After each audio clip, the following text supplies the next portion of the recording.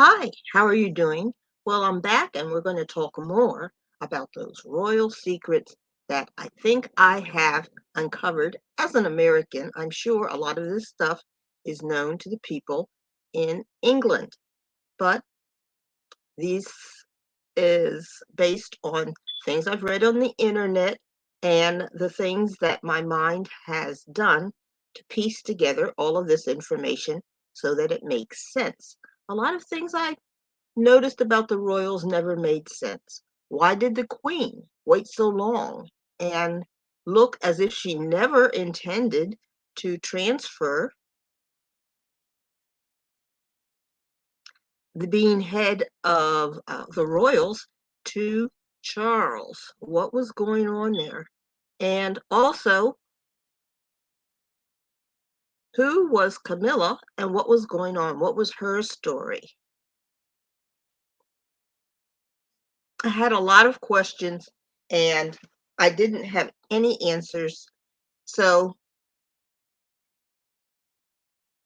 as I watched the burial ceremonies for Queen Elizabeth II,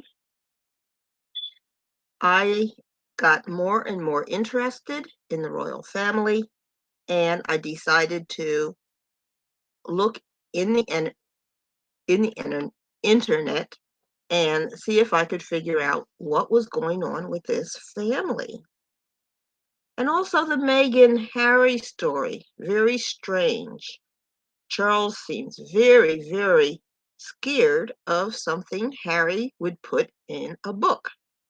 And so that was always very, very curious. What in the world could Harry put in a book that could tear up a family, especially the royal family? They've been under a microscope since birth.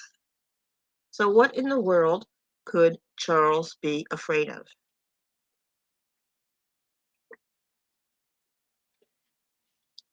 So I knew that Harry had anger at Camilla for her relationship with Charles and the fact that it helped to create the divorce between Charles and Diana. So I knew that part, but none of this made sense. So I'm going to take the plunge into the rest of the story of what I believe are royal secrets. Now, I already in the first part discussed up to things that the Queen did not like. And I got this from a book that was written by one of her biographers. And I read it many, many years ago. And it said that three things the Queen did not like. She did not like actresses. She did not like divorced women. And she did not like blacks. And of course, the dislike of blacks was because she saw blacks from the 1920s when she was born to her death. And it wasn't until about the 1980s when blacks were actually released from a lot of barriers that had been keeping them behind. They were finally able to get property and hold it without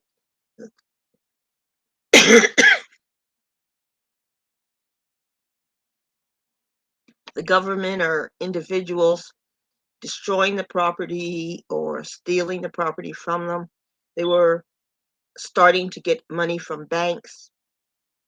The government was starting to give grants and other financial benefits to people who were not white, and on and on. Lots of things. But she saw so much in her life. But most of her life was spent during a period when blacks were being held back. Now, I know the royals do not want to be seen as a racist family. And I don't believe that Harry, of course, or William are racist. They were born at a time when they saw blacks in a better light. And they also do a lot of work with charities. So they're interacting with modern day blacks. They may not understand the whole story, the Black history, and so forth, but I don't believe that they are what most people would term racist. But they only socialized in their upper class. They have not really gone to school, done a lot of socialization, going to parties, uh, and so forth with various minorities. They've only dealt with people who were in their social class, and that's how the royals work in general. So you can't hold it against them. That's just the way it is. So I'm going to move on from the basis of the royal family, which is under the queen, to the relationship between Charles, the queen's first son, and Camilla.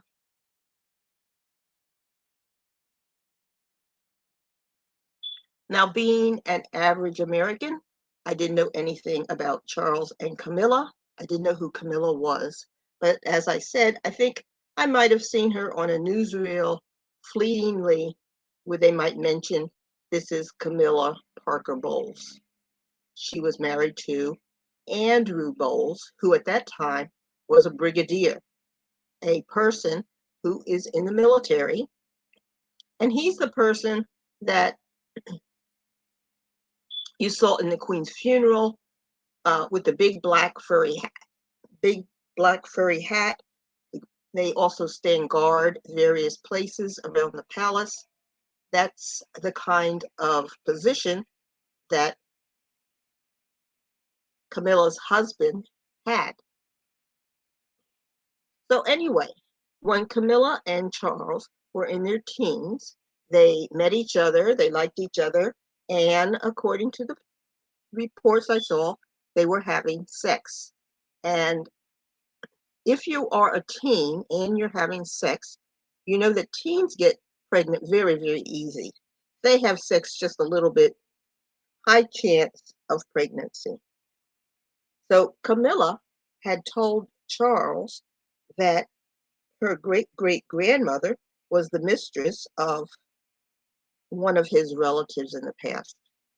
And she was kind of proud of this. And I think she kind of thought she wanted to continue on and continue relationships with the royals. Charles seemed to have taken this on, and he and Camilla were having sexual relationships, according to what I read. So I assume that the story that she got pregnant is highly likely because that's what happens when teens have sex. And so I assume that the story that when she got pregnant, she was sent out of the country to have the baby because that would have been tabloid meat. They would have loved that and they would have talked about it forever. And the child would be followed by it forever. And of course, we hear nothing about a child. So Camilla, we'll say, was out of the country having the baby. The Queen immediately put Charles in the military. He served in the military. She hoped that this separation would end it between Charles and Camilla, but it didn't. Camilla was like a dog with a bone. She was not going to give up on Charles. When Charles was about to get out of the service, the Queen declared it was time for him to marry. She had to find a female who was a virgin. The most important thing was the person had to be a virgin. And this was very hard in that time because a lot of the girls were sexually active. And she wanted somebody who was in some way connected to the royals. So she didn't want every virgin in town running to palace trying to marry Charles. She said, one more condition. We want somebody who is connected by blood to the royals.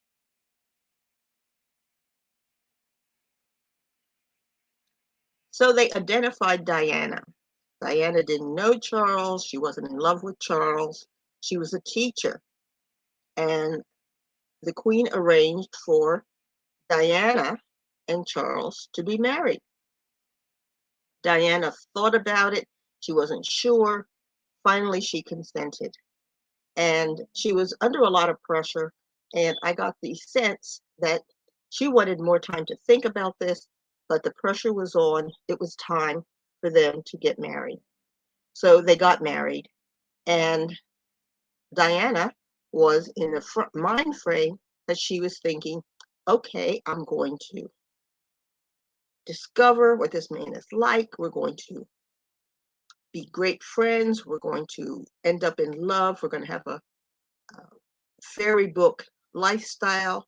We're going to have children. She was really in a fantasy world. She didn't know about Camilla. So eventually, Camilla's relationship with Charles was identified, and it made Diana very happy. I mean, unhappy. She did a broadcast about it, that there were 3 people in the relationship. And of course, she's competing with a person who has a lot of sexual experience. Camilla has been having sex for quite a while. She knows all kinds of positions. She knows all kinds of things. Diana's a virgin teacher. She's pretty much in the missionary position. She probably was pretty boring to Charles as far as a sexual partner. Wasn't Diana's fault.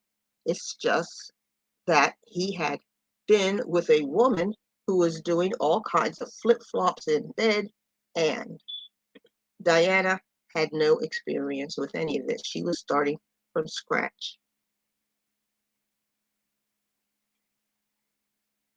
So while Diana and Charles were getting married and getting to know each other, Camilla was having 2 more babies.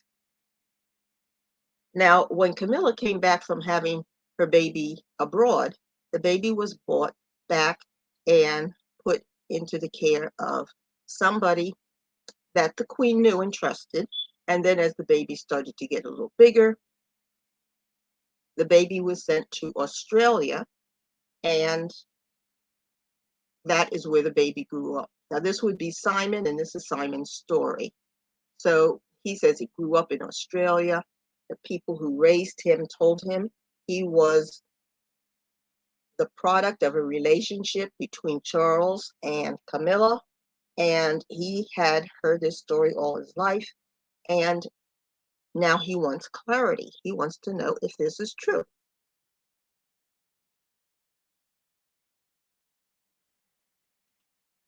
So when Camilla came back from having her baby, she immediately resumed a sexual relationship with Charles, even though he was on his way to getting married and so forth.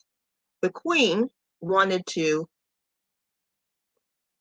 cut this off, and she arranged for Camilla to marry Andrew Parker Bowles. Now, he was in the military, and so he was given sort of a military order that he was going to marry Camilla Parker Bowles. And that was to give her a cover so she could come to events that were held by the royals. She would not be seen as a single woman who was after Charles. She would be seen as a verified married woman. And the babies she was having would be seen as Parker Bowles's babies. So they would be seen as her husband's babies and not as babies she was having from her relationship with Charles.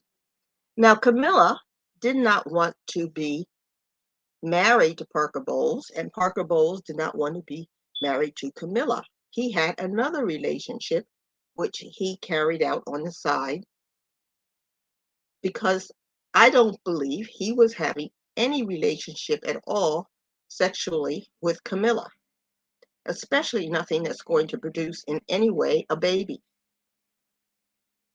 So she was saving her pelvic area solely for Charles. She was only going to have sexual activity that might lead to a baby with Charles, because she had now learned the rule that whole virgin thing, the whole thing about having purebred children with Charles. She couldn't be out having sex with Charles and Parker Bowles, because that would be terrible for her with the royal family. She would be even further listed negatively if she were having sex with more um, than one person, and that one person being Charles. And Camilla knew this. So she and Parker Bowles had a relationship where they called themselves husband and wife, where they went to social events with the royals as a couple. But I believe at home they were basically roommates. They really didn't have much anything going on sexually. Parker Bowles, one thing I read, said that he didn't even like Camilla. They never really formed that close of a friendship. They never ever got close as far as being sexual partners. He had his sexual partner and she had her sexual partner. And at home, there was nothing going on that might produce a baby.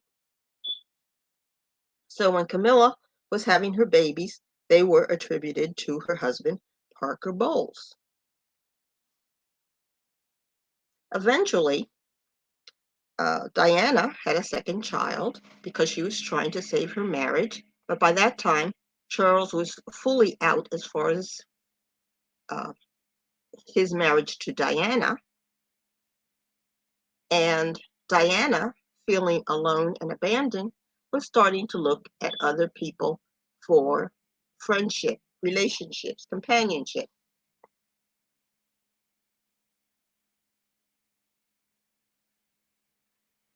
And she produced another baby, which was Harry. Now, naturally, Harry would have been tested because this couple was so dysfunctional at this time that the royals, who are very interested in having a purebred, would have tested Harry as a baby to make sure that he was a royal child. He was accepted as a royal child, so we assume that everything went well, and he is currently um, the only other child from Diana that was fathered by Charles. We all know the story that over time, Diana did a lot of work. She was had a lot of social presence. She was doing a lot of charity work. She was traveling quite a bit. She was always dressing up beautifully. She was meeting a lot of famous people. She was going out with the uh, people in the Arab world, which made the royals upset because that was, as I talked about this racist background, that would not have been set well with the queen. And eventually, Diana died in a car accident. So we're left with Camilla having sex with Charles, and Charles now a widower. So this is the perfect opportunity for Camilla to come in as a potential second wife. The queen was not happy with this because she knew of the history, she knew of the prior child, and so she did not want Charles to marry Camilla. Charles was insistent because Charles knew that those kids she's been dropping were his. And so he convinced the queen that he could marry Camilla, and they had a very small ceremony, a very small wedding ceremony, and she became the second wife of Charles. Now, she is still calling her children that she had by Charles as the children from Parker Bowles. So she had gotten a divorce from Parker Bowles naturally in order to marry Charles, and Parker Bowles scattered. He was, according to the news media, he was happy to get out. He was happy to be with his love of his life. And after a time, she died. So he was left as a single person. Now, why would Parker Bowles marry Camilla and stay in a marriage for so long? I believe he was probably promised a better job. So maybe he wasn't brigadier when he was asked to marry Camilla, but maybe he was promised that position if he married and stayed with Camilla. I believe his parents and her parents were probably paid a sum of money to try to encourage these two to get married. And I believe Parker Bowles was also given benefits like a better salary, a better retirement, better social status, and all kinds of things he didn't have access to. So, with those financial and employment benefits, Parker Bowles married and stayed with Camilla all those years in a more or less non-romantic roommate situation. But when the divorce came and she went off to marry Charles, he was able to seek the love of his life, who he had been dating anyway, while he was with Camilla. So now Camilla is free to marry Charles. She does marry Charles, and she's bringing in her kids. So you can see pictures of Charles and Camilla, Diana's children, and Camilla's children. Now, if you look at Camilla's children and Diana's children, they have a lot of similarities. The person who looks most like the other is William from Diana and Laura from Camilla. If they are next to each other, if you put a wig on William, he looks just like Laura, Camilla's daughter. So I believe very high probability that all of these kids are fathered by Charles, and the only difference is one mother was Camilla for Tom and Laura, and possibly Simon, and the other two, William and Harry, were um, from the mother, Diana. And I had put on one of my videos their pictures. At that time, I didn't have a good picture of Laura, but I did end up finding one and putting one of Laura on the video face, and you can see she looks almost like a twin of William.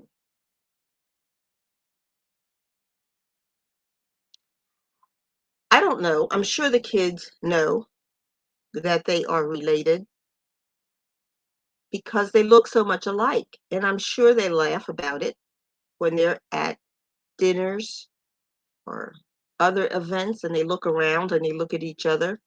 They look like a family. So he has a half sister,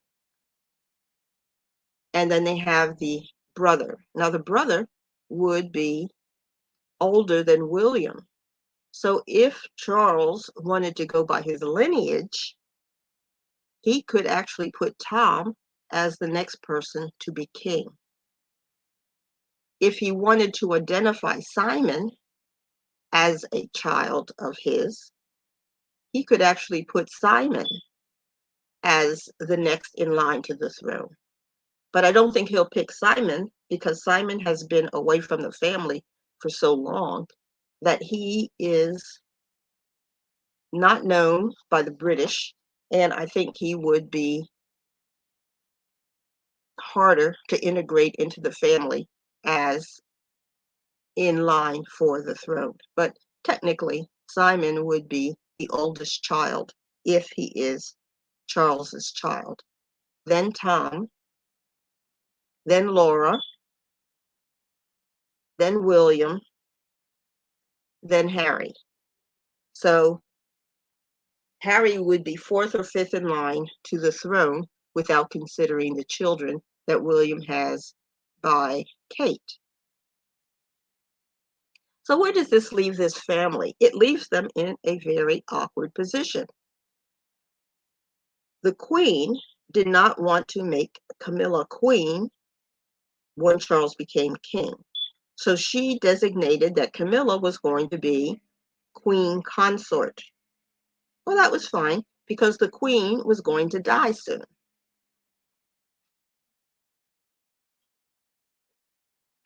Now that the queen has died and it's just Charles and Camilla and his kids, he will be able to express himself more, and Camilla is definitely going to take Charles. She is definitely going to take command over Charles. After all, she has three of his kids. Diana had two of his kids. So she's going to feel more and more powerful. Plus, she has that secret of that possible extra child that was sent to Australia. And he does not want that disclosed at all. So Camilla will be made queen.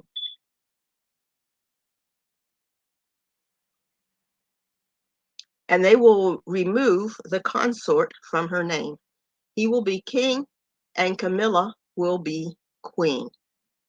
And this will be hard for Diana's children to accept, but it is what Charles will do because he wants to keep Camilla happy because she does have one extra secret that she could use and cause commotion in the royal family. Let me get some water here.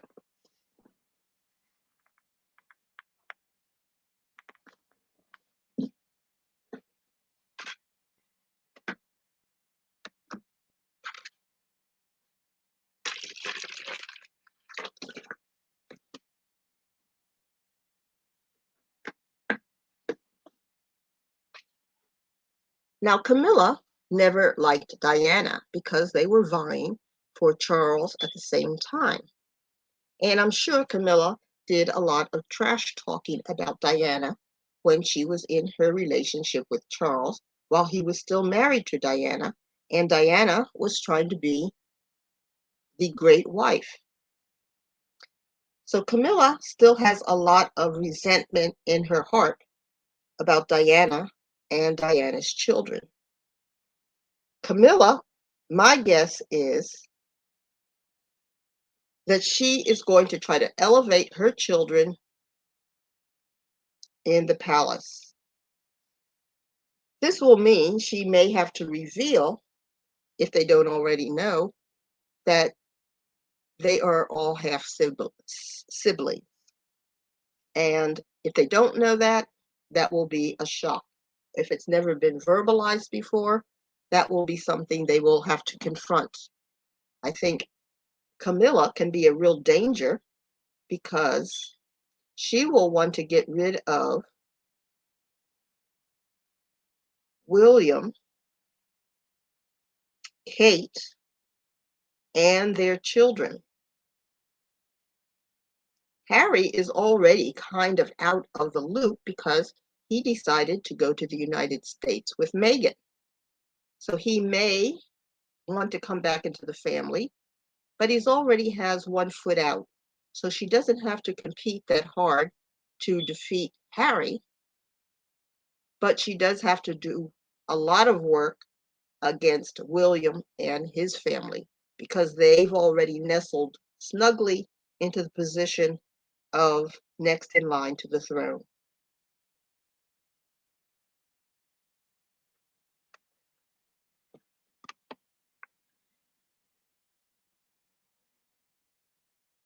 I believe Camilla is a real danger, and I would not eat anything in her house. I would not take a sip of water.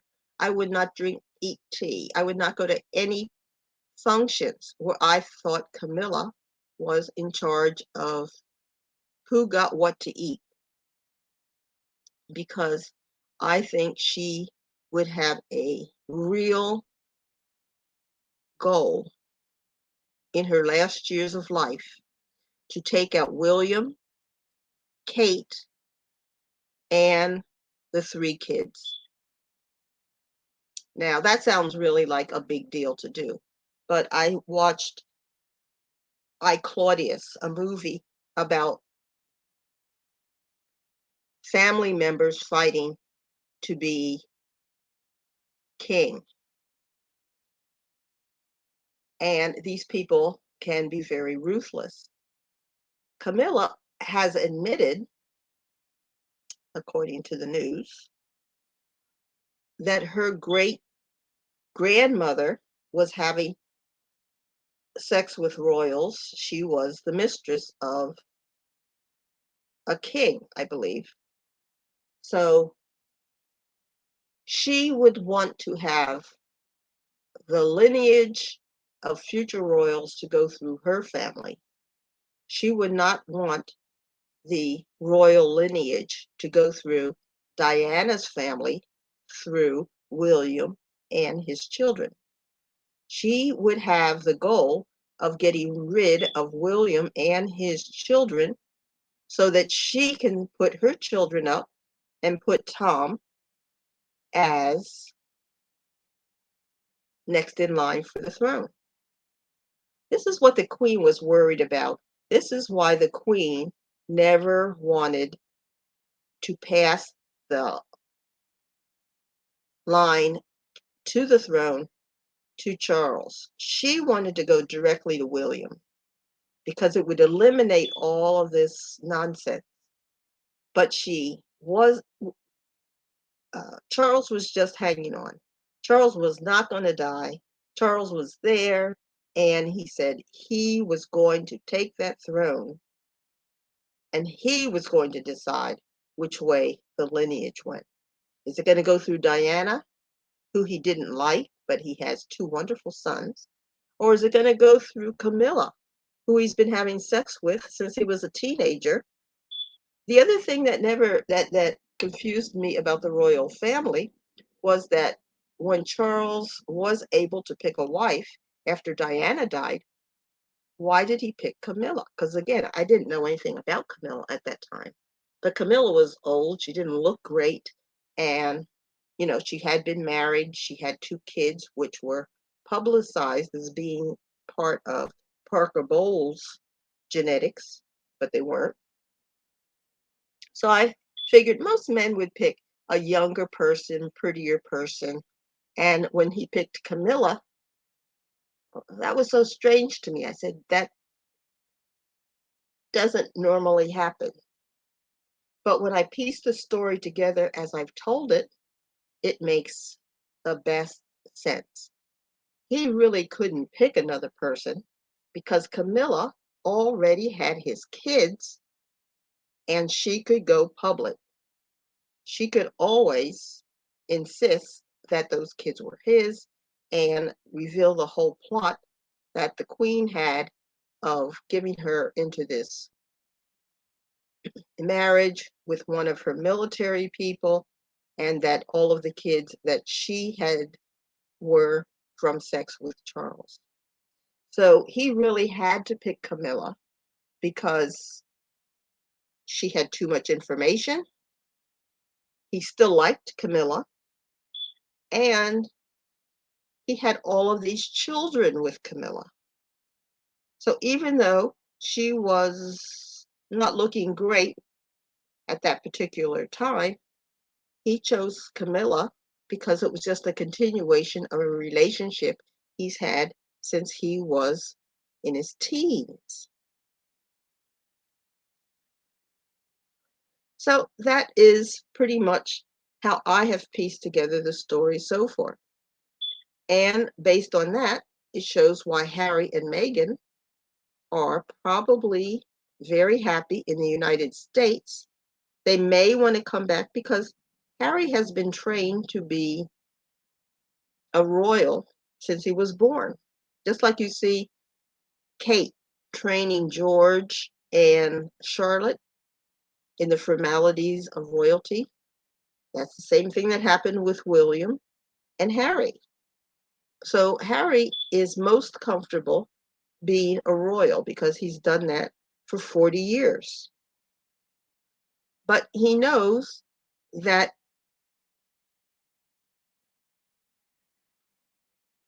he would be happiest away from the royals and in California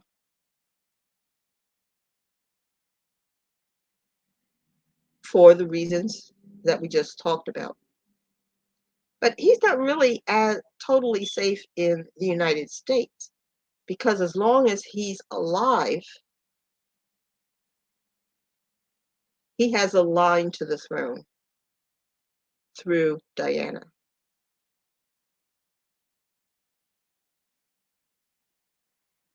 Now I'm going to talk a little bit about the firm.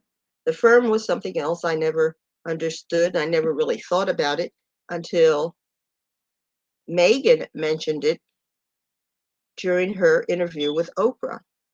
And I got to realize that the firm is just a corporation who handles the royals, who takes care of the business, who's really in charge of everything.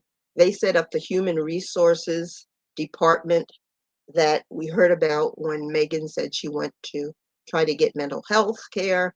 Uh, they pay the royals, they give them their checks.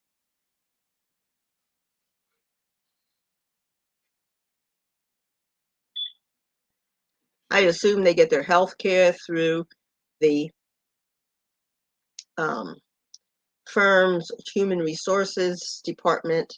And so your end of life care is handled by the firm. And how the Queen died was very odd because she went up to Balmoral because in the news they said she knew she was going to die.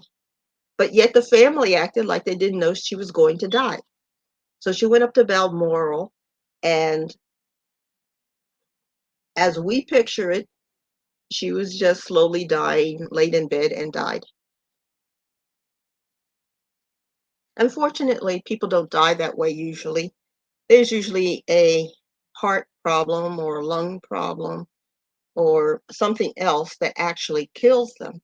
But very few people just lie down and go peacefully in their sleep. You can't say that's not what happened to her, but you just have this gray area because everything around her death was handled by the corporation.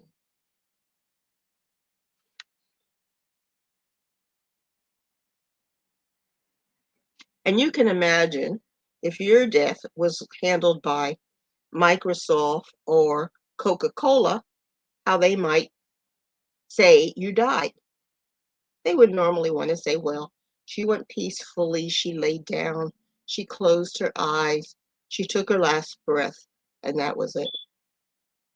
There was never any mention of her needing any hospital care, needing oxygen. Um, they even said that a couple hours before she died, her doctor didn't even know she was dying. So everything around her death is fuzzy and we'll never know what happened because she was being taken care of by the corporation, as we'll call it, the firm.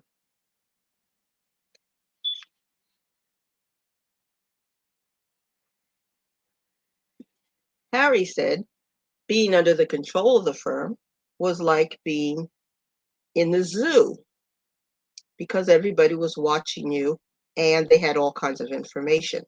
Now, when you grew up in the royal household, each person was assigned people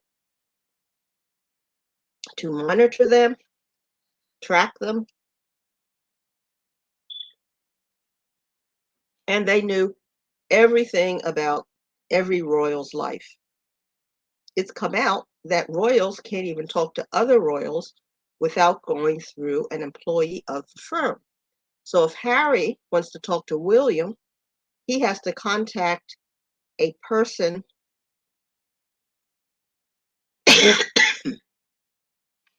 who is employed by the firm in order to contact William.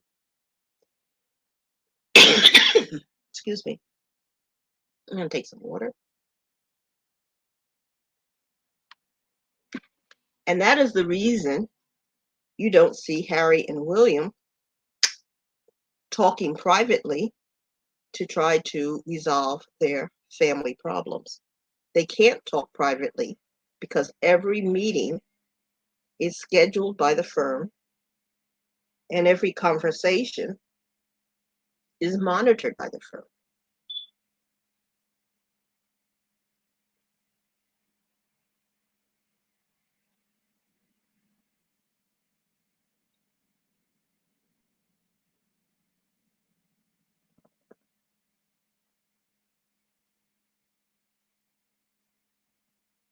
Whenever they go somewhere, there are firm members who scheduled where they're going. They go with them, they return with them, and they monitor their activities in the house. So this is a horrible life when you really think about it, because who are these firm members? And they're reporting to the head of the firm, and you never know their motivations. You never know what they're discussing. Whether they're discussing they like you, they don't like you, they want you out, they want you in.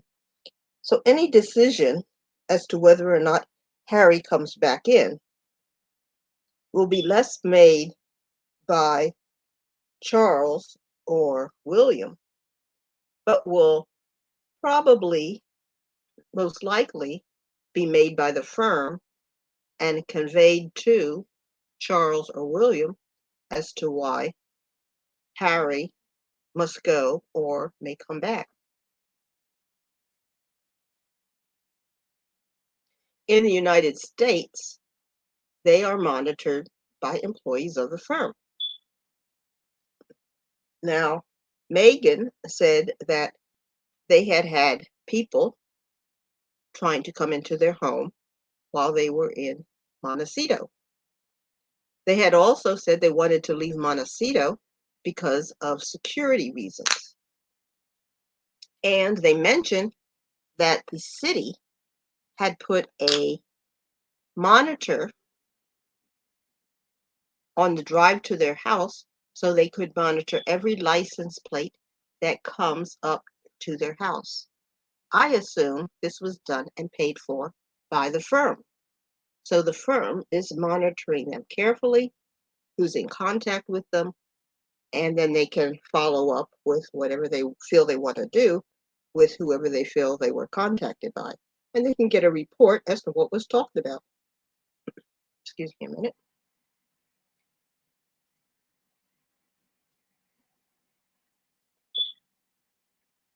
And so they will also know every movement Harry and Meghan make and their children while they are in the United States.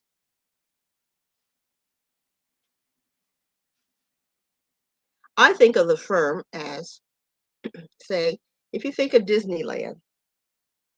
So Disney and the executives of the Walt Disney Corporation are in charge of Disneyland. The royal family, in my mind, are like the characters of Disneyland. So the king would be maybe Mickey Mouse. The queen would be Minnie Mouse. And then we have Donald Duck and Pluto and all the other characters. So they work for Disney, and Disney tells them every day where they're going to go. So there's a calendar, and they'll say, today Mickey is scheduled for the garden party, and Mickey, you will go to the garden party along with Minnie, and you will shake the hands of these people. You will talk to such and such. And when you're there and you're talking with the people that you're supposed to talk with, there is somebody there with you who is introducing you to the people you're supposed to connect with, and they're close enough so they can hear what you're saying. So they listen to the conversation, you talk to them, and then they move you on to the next person to have a conversation. So that's pretty much the job of the royals. They get paid by working for this corporation, which we'll call Walt Disney Incorporated, and they are told every day what to do. They're assigned what royal is going to be at the function and what the royal will be doing there. They uh, tell the royal what to say. They take the royal there by car. They bring the royal back. Now, what kind of life does that sound like to you? They are paid out of a fund, and every year that amount is reassessed, and then that's how they get their pay every year. Now, I don't know too much about the jewels and so forth. I assume they're all owned by the corporation so that they're passed down from person to person. Since the queen died, the first person to get dibs on the jewelry is Camilla, then Kate, and somewhere down the line would be Meghan. However, we now have Laura in the castle connected to Charles, so she would probably be in line to also put her hand in the pot for some jewels. That's going to be interesting because they'll have to explain why Laura is getting jewels, or they won't explain it all, and Laura will just get jewels by way of Camilla saying, here, you take what you want, I'll take what I want, and then we'll let Kate see what she wants. So it'll be interesting, and this can be a real tragic royal story coming up that we will observe,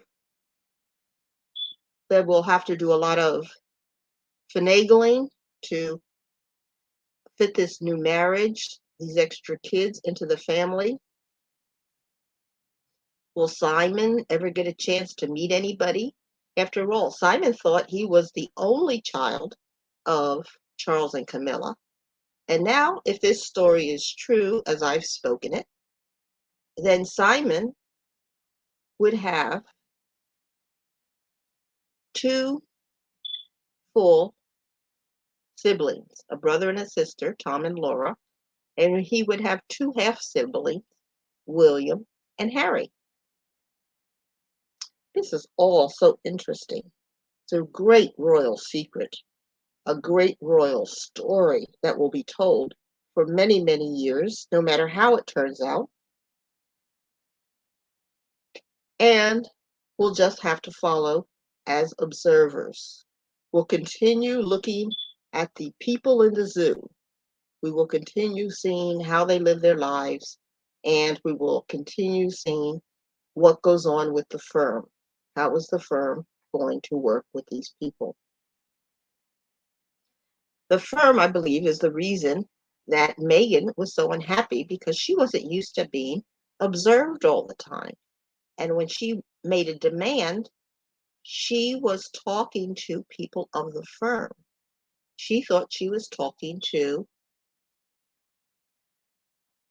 regular employees that were meant to do whatever she said. But she was really talking to members of the firm who were assessing her and reporting back to their superiors. Any story that comes out of that palace needs to be carefully scrutinized. It is all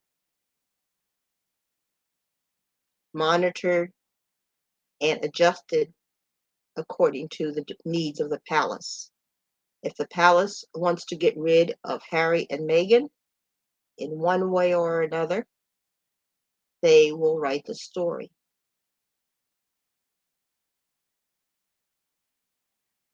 So that was how I put together the royal secrets that I think Prince Charles is scared that Harry is going to reveal in his book.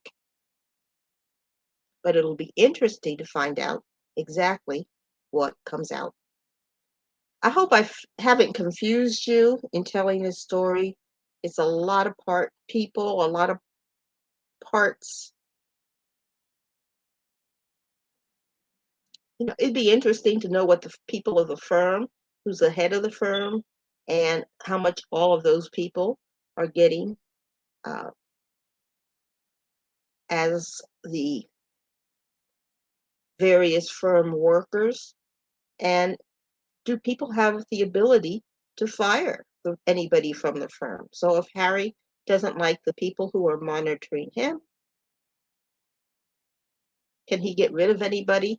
Or does he just shut up and follow orders? So if you have any questions, let me know. I would love to talk with you. And I will talk to you later. Please subscribe. I am told I need more subscriptions, and so I need you to subscribe. If you liked any of the information I gave you, please like this video, and I will talk with you later. Take care, and bye.